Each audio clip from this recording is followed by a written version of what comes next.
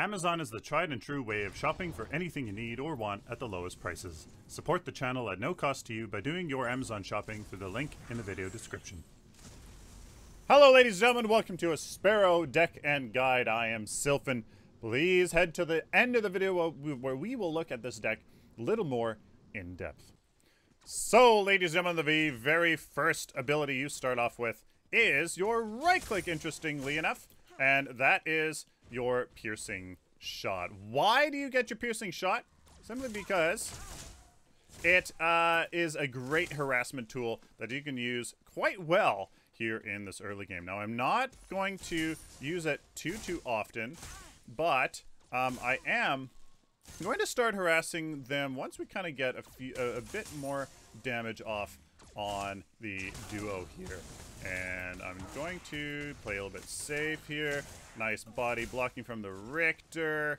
But, I mean, we're not going to really win this trade here with, unfortunately, with a melee support. So we're going to have to play pretty safe here, which is pretty much what I pretty much have to recommend in this early game. If you have a melee support, you have to be pretty safe here, and there's not much you're going to be able to do, really, because the phase is just going to do that nonsense. So try to get the last hits, but no, unfortunately, we cannot. So this gem, I would actually like to be healing towers. That is a little bit of a change here that I would like to make to this deck. I forgot to do that. So that is going to be healing towers, to be honest with you. I'm gonna get healing towers, and I'm gonna use my piercing arrow like she is there. Let's get a little bit of harassment off and get my mana regen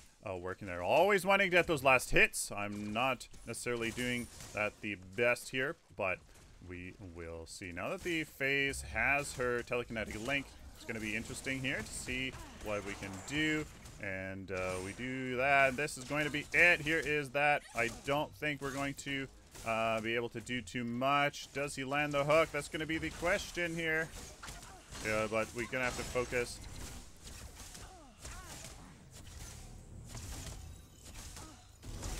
Oh my god. And I get her. But I die. There you go. There's another reason why you get the piercing shot. But we both go down. And it's going to be a little bit tough of a lane. Not going to be. Not going to lie to you. Again, the quick exit should be healing towers, unfortunately. Just I forgot to change that. Now, the second ability that you're going to unlock is called Relentless. What this does is it increases your basic damage by a certain amount every time you hit a enemy. So unfortunately, this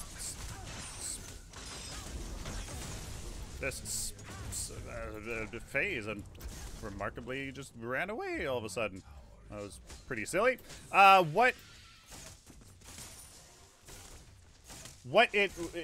It's really powerful. Instead of attacks within 3 seconds, deal an additional 1.75% bow shot, dealing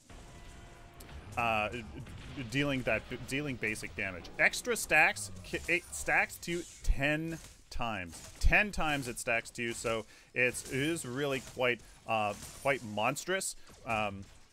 How much damage you can get out of that. The last ability you get is Hail of Arrows, and you actually upgrade your piercing shot twice before you unlock your Q, just so that you can get that crazy poke damage in the lane. Now there's really no point in me poking down a phase in this lane, which is the unfortunate part. Really, the Richter and I just kind of need to get really good trades, and we kind of aren't really doing. So it is a really tough lane, but that is okay. Now the last ability you saw me actually use there is our ultimate ability, and that is called Inner Fire. You turn your bow into magicalness, and you end up. Yeah, I'm dead. So that's the unfortunate part. There's really nothing else we're gonna be able to do here. So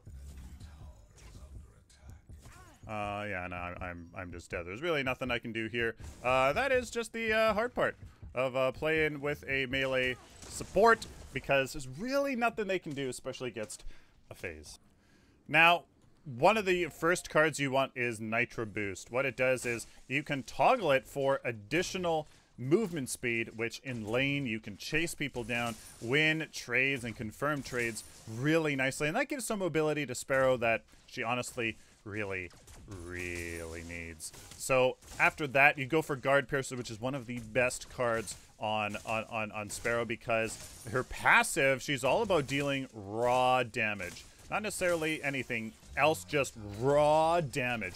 And that penetration goes a very long way on Sparrow, because it just increases it tremendously. Guard Piercer, absolutely fantastic ability.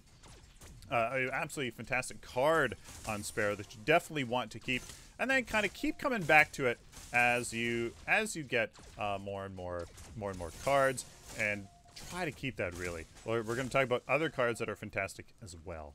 Now you deal tremendous damage, and it's when it really starts to kick in that, you know what, it's a monstrous combination. Sparrow heavy hitter is almost a must, because it increases your basic damage by 15%, and you know what, that feeds into her passive. Guard Piercer gives you penetration, so that that is actualized even more. It's absolutely monstrous. Make sure to use your Q to grade these stacks. Your Q actually does proc your stacks, and looks like the rest of my team, we were going in, could have continued that train there, but unfortunately the rest of my team kind of went on. I mean, if we were going to get the inhibitor, then hey, there you go. In skirmishes, really, it's just your job to deal the damage, but focusing high priority targets is absolute must here. So take down the phase there, and try to see if we can get a hit here. No mana for the piercing shot to finish off the Wukong. Unfortunately, we couldn't make that happen. So at this point, we are going down Vitality. Yes, ladies and gentlemen, Vitality. Once you have 15 points of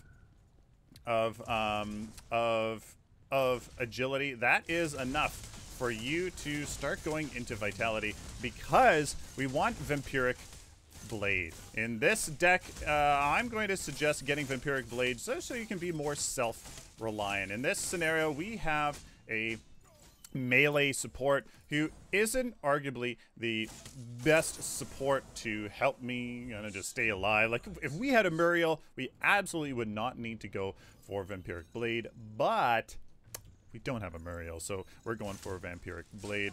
We're gonna try to get this inhibitor down here with one enemy down. Oh boy, but no mana. So I'm gonna position. I'm gonna grab that kill there on the phase as we're running away. You have to balance between getting the inhibitor or getting a pick here. We're gonna try to kill this Wukong here, who probably shouldn't have done that because he is dead. With the ultimate from Iggy, it's too much for him to handle, and we're gonna try to keep going down here. Now remember, you have the lifesteal gem. Oh, I guess the Greystone wants to take him on as he tries to run away, but he can't. Leaving the Morigesh being the only person alive, always pushing advantage, whether that is a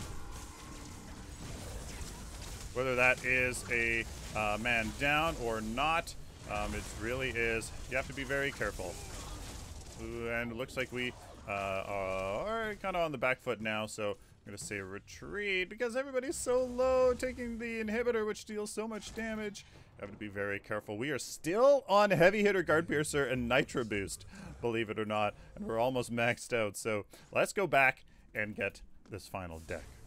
Now that we have Vampiric Blade, you can actually do a lot with Vampiric Blade. The Vampiric Blade works with all of your damage, so even if you pierce, retreat. Yeah, that did not go very well at all for us. Team was too aggressive there, and unfortunately went in on the wrong engagement. Vampiric Blade, pop that only when you have your ultimate. You can definitely use it elsewhere, but it synergizes so well with your ultimate that it's absolutely monstrous. Piercing through enemies, piercing through minion waves. It's very, very, very strong. So use it when you know that there's a clumped group of enemies and you can pierce through them, dealing that tremendous damage and healing from it all. And that's pretty much it for Sparrow. Be safe, use Vampiric Blade only when you need to, and really you just deal monstrous amounts of damage from afar. So guys, here is the deck. Demolitionist just basically is the filler card at the beginning. There's really not much else you can start off with. You could start off with Living Guardian, but really it's going to be it's going to have a minimal impact. Go straight for Nitro Boost as soon as you can. Blitz Rush is an option if you need a dash. The only issue is that it goes 2 into Intellect, which can help you curve elsewhere. Guard Piercer, fantastic card for Sparrow. Try to get this much as possible, even though Heavy Hitter is monstrous on her. Overclock Droid is part of the final build. Shatter Golem, Heavy Hitter, and Overclock Droid gives you insane damage.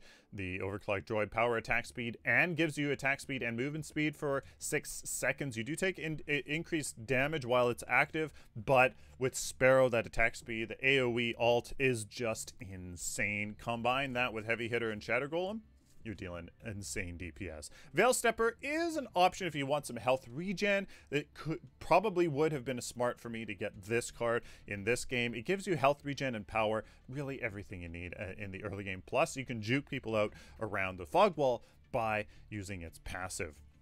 Wound Seeker is another monstrous card that, especially on Sparrow, who, you know, gets more damage the more she hits somebody with a Ruthless Gem here that deals more damage for more of the enemy's missing health. Wound Seeker gives you true damage against critically wound targets, so you can confirm kills, just do monstrous amounts of damage. Plus, the power and attack speed is a lot. You get a lot of stats for Wound Seeker. Deathcrawler is an option for other carries. Don't worry about that. Shatter Golem is the end-all be-all. Prioritize Heavy Hitter over Shatter Golem. Only get Shatter Golem when you can get Heavy Hitter with it as well, and that is extreme late game. Heavy Hitter is actually a better DPS increase, especially for Sparrow, but Shatter Golem, obviously, it's still monstrous. Just get it when you can combine Shatter Golem and Heavy Hitter. Vampiric Blade is just insane. This is the card that you can get if you don't have like a Muriel or a Phase to really heal you up and protect you. Otherwise, this is your sustain card. Red Zone is kind of a joke card in here, but if you want insane damage, you know, in the late game, you can go for it. You can go for it. Just be cautious, because you take increased damage and enemies deal increased damage. So it is a double-edged sword, but it is in here. We have improved killing blows, so you can farm better. Ruthless, so you deal more damage the more enemies are missing. Health, which combines with Sparrow's passive for insane damage. Lifesteal for the sustain really is the best. You don't need Mana Generator unless you're running OPD Militia. Piercing basic, just so that Sparrow can deal that true damage as much as possible, and rely on that passive. And critical hits, just so that you can further increase the damage some of the time. Quick exit is healing towers, as it should be, and not onslaught. There you guys go. What do you guys think of Sparrow and this deck? Amazon is the tried and true way of shopping for anything you need or want at the lowest prices. Support the channel at no cost to you by doing your Amazon shopping through the link in the video description. Please like this video if you like it, dislike it if you dislike it, share it with the community, of course, guys, subscribe. If you guys like this content, especially if you found it useful, subscribe so I can do it for you in the future. Check out my social media right here and the video description for links to my website, merchandise store, and Amazon affiliate link. Guys, huge thank you to my Patreon supporters, my Twitch subscribers, and my YouTube sponsors, who all go out of their way to help me do what I love and make these videos possible. Till next time, like always, stay optimistic and positive.